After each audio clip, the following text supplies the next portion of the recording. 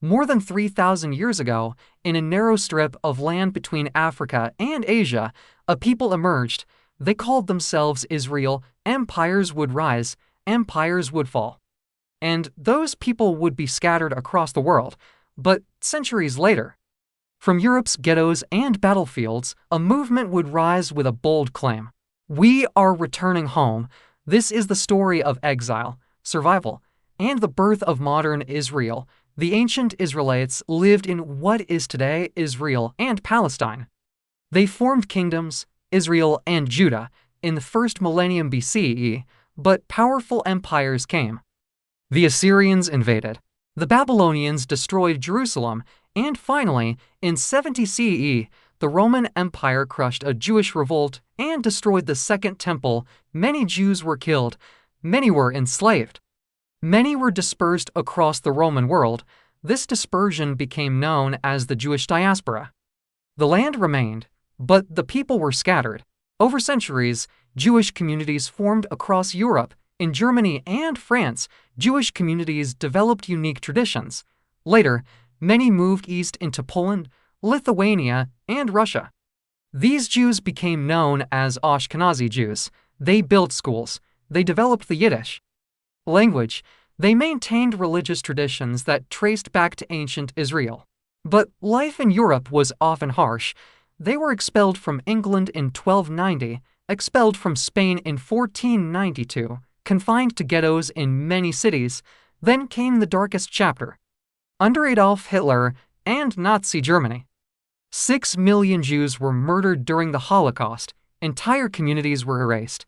Europe had become a graveyard, and many Jews concluded survival required a homeland.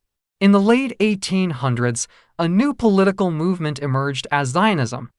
It argued that Jews were not only a religious group, but a nation, and nations need land.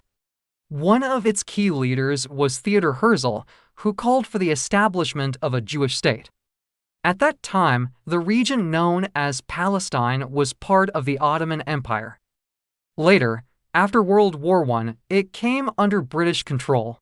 Jewish immigration to Palestine increased. Tensions grew between Jewish and Arab communities already living there. The land was now claimed by two national movements. Conflict became unavoidable. After World War II and the Holocaust, global sympathy for Jewish survivors intensified.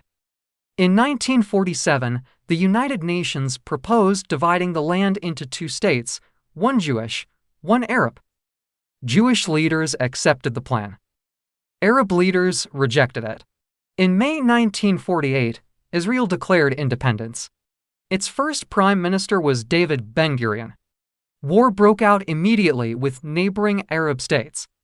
When the fighting ended, Israel survived and expanded beyond the UN proposal. But over 700,000 Palestinians fled or were expelled during the war, an event Palestinians call the Nakba, meaning catastrophe. Two narratives were born from the same moment: independence and displacement.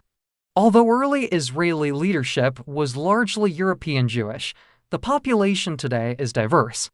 Israel includes Ashkenazi Jews from Europe, Sephardi and Mizrahi Jews from North Africa and the Middle East, Ethiopian Jews, Russian Jews, Arab citizens of Israel. Modern Israel is not only European, but European Jewish history, especially the Holocaust, deeply shaped its founding. The story of European Jews and modern Israel is not simple. It is a story of exile, persecution, survival, and return.